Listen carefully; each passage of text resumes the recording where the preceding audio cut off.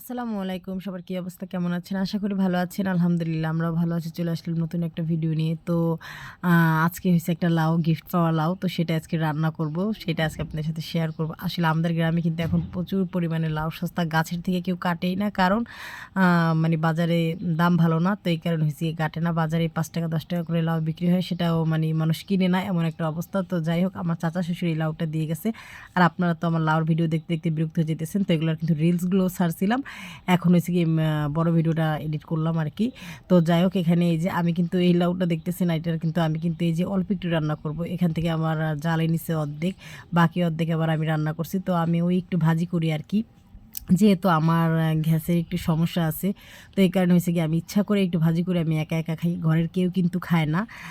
মানে নিজের শরীরের তাগিদে নিজেই খাই আর কি। নিজের যে খাইতে অনেক ভালো লাগে, ইচ্ছে লাগে, তা কিন্তু না।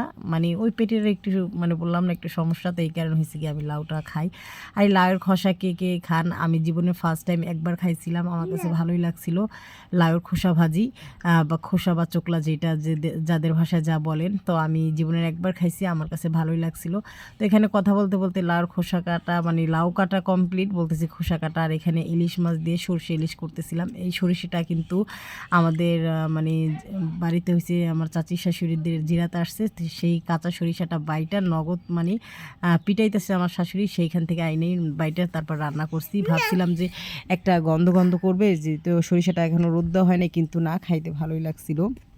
আর এখানে কিন্তু হলুদের পরিমাণটা আমি একেবারে কম দিছি, এই কারণে হয়েছে কি একটু সাদা সাদা দেখা যাইতেছে।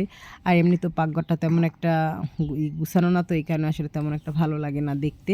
তো যাই হোক, কথা বলতে বলতে এখানে কিন্তু আমার সরিষা ইলিশও রান্না করা শেষ, আর এই যে লাউ ভাজিও রান্না করা শেষ। ক্যামেরাম্যান যে কীভাবে ক্যামেরা ধরে একমাত্র ক্যামেরাম্যানই জানে। তো দেখেন কালারটা কিন্তু সুন্দর আইছে এখন।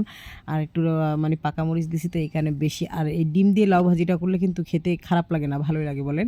আর এখানে এই যে রান্না করা শেষে প্লেটে করে আমি চুলার উপরে রেখে দিছি, যেন এক্সট্রা যে একটা ঝোল ছিল ওই ঝোলটা যেন মানে কুইমার তেলটা উপরে উঠে যায়। তো দেখেন রান্নাটা কেমন হয়েছে অবশ্যই কিন্তু কমেন্ট করে জানাবেন। এখন হয়েছে গিয়ে খাওয়ার পালা।